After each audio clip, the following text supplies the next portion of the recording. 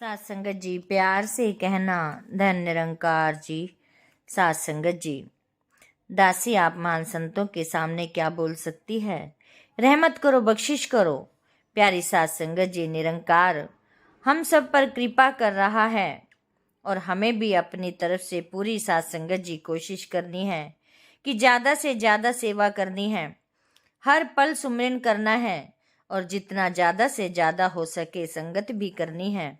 सात संगत जी, सत्संग में हम मर्यादा का पालन करते हुए बिल्कुल शांत होकर बैठें और सात संगत जी जो विचार या गीत बोले जाते हैं, सात संगत जी हमने उन पर पूरा ध्यान देना है, पूरा ध्यान देकर सुनना है। अपने सात संगत जी मोबाइल का भी प्रयोग ना करें, क्योंकि प्यारी सात संगत जी समागम में भी सतगुरु माता जी ने इस मोबाइल पर चर्चा की थी और सत्संग में सात संगत जी यही कहा था कि हमें मोबाइल का प्रयोग नहीं करना चाहिए, क्योंकि सात संगत जी बिल्कुल हमें ध्यान से सुनकर हर वचन को मन में बसाना है, अपने जीवन को उन वचनों पर चलाना है। फिर प्यारी सात संगत जी हम आगे यह संदेश दुनिया में फैलाना है और सात संगत जी हमने औरों को भी प्रेरणा देनी है। सात संगत जी सेवा का भाव भी बहुत ही महत्वपूर्ण है।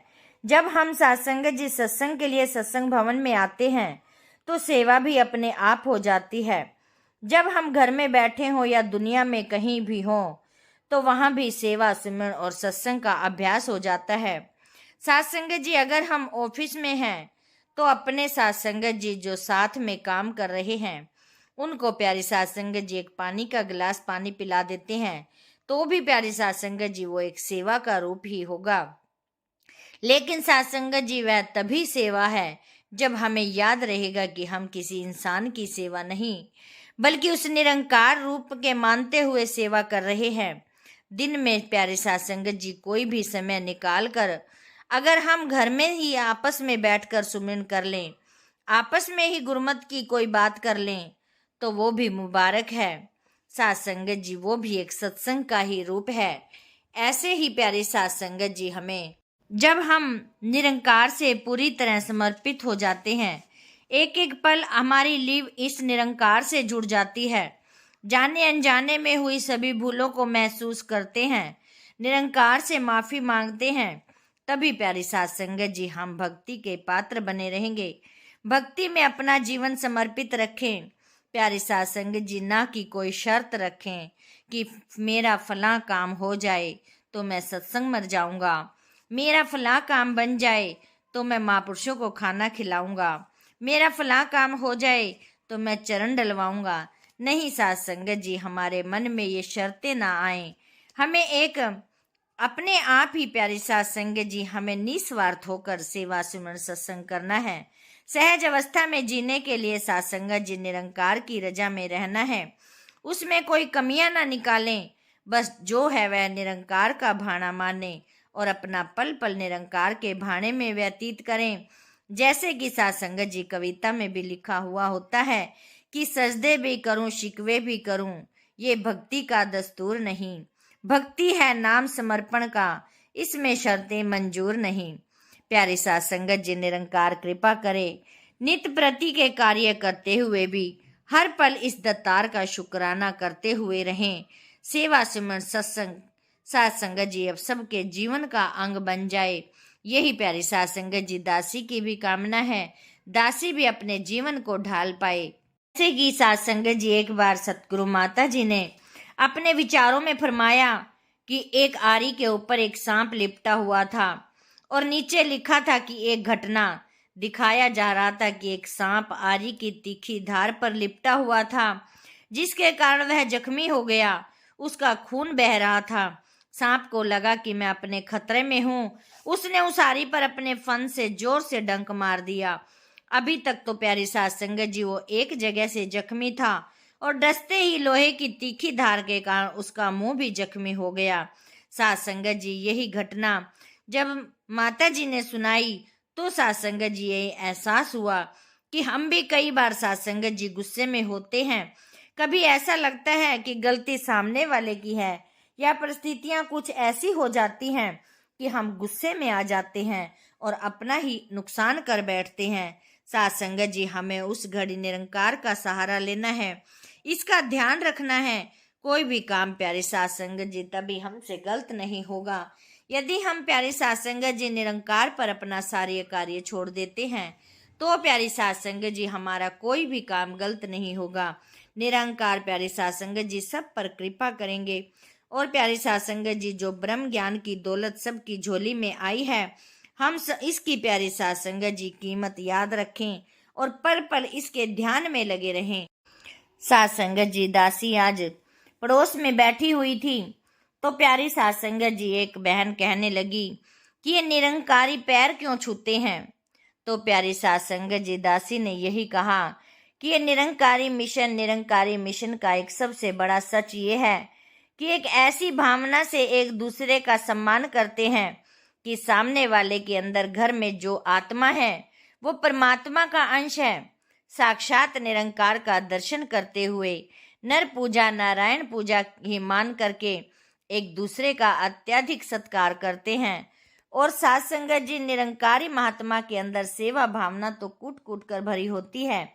ये सामने वाले अंदर परमात्मा के दर्शन करके एक दूसरे को बराबर मान करके एक दूसरे के चरण स्पर्श करते हैं, जिसे ये धन्यंकार जी कहकर संबोधित करते हैं।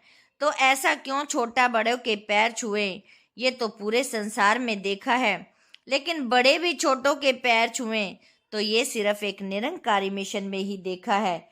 साथ संगत जी, दासी आज आपको ये भी बताएगी कि ऐसा क्यों होता है कि छोटे बड़ों के पैर छूते हैं, क्योंकि निरंकारी जब चरण स्पर्श करते हैं तो इस भाव से नहीं कि सामने वाले के आगे झुक रहे हैं, बल्कि इस भाव से झुकते हैं कि सामने वाले के अंदर जो निरंकार है उसे ही प्रणाम करते हैं। और साथ संगत जी, हमें अत्यधिक रूप में जिंदगी जीनी है।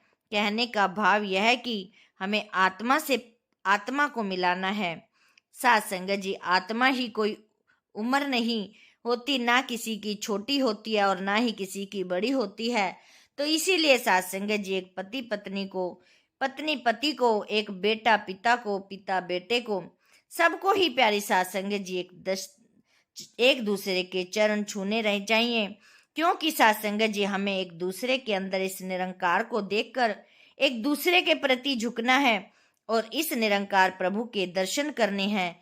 क्योंकि साथ संगत जी, संसार में ऐसा देखने को कहीं नहीं मिलता, इसीलिए एक संसारी को देखने में एक अजीब सा लगता है, लेकिन एक निरंकारी मिशन में यह चलन है कि धन निरंकार जी एक दूसरे के चरण छूकर एक दूसरे में परमात्मा के दर्शन करते हैं। और साथ संगत जी, निरंकारी मिशन का एक और बहुत बड़ा सच है कि सच यह है कि निरंकारी महात्मा जब भी कुछ खाते हैं कि सामने बैठे गुरसिक को एक निवाला खिलाकर तब खुद खाते हैं। जैसे साथ संगत जी, हम संसार में भी देखते हैं कि कई लोगों की आदत होती है कि सबसे खाने से पहले एक निवाला चिड़िया या किसी पक्षियों के लिए थाली में रख देते हैं, और कई तो एक रोटी पहले गाय को खिलाते हैं, भगवान के लिए भी निकालते हैं। लेकिन साथ संगत जी, निरंकारी महात्मा एक दूसरे में निरंकार का वास देखते हैं, इसीलिए निरंकारी महात्मा एक दूसरे के मुंह में खाने से पहले एक निवाला एक दूसरे के मुंह में भोग लगाते हैं। और एक नई सबसे बड़ी चीज जो निरंकारी समाज को पूरी दुनिया के अन्य संस्थाओं से अलग बनाती है कि वो है कि निरंकारी महात्मा गुरु की आज्ञा को सर माथे पर रखकर अपने तन मन धन से निरंकार का, प्यारी साथ संगत जी, निरंकार को जान के जीवन बिताते हैं और इस सद्भाव के साथ हर एक की सेवा सद्भावना के साथ जीवन जीते हैं।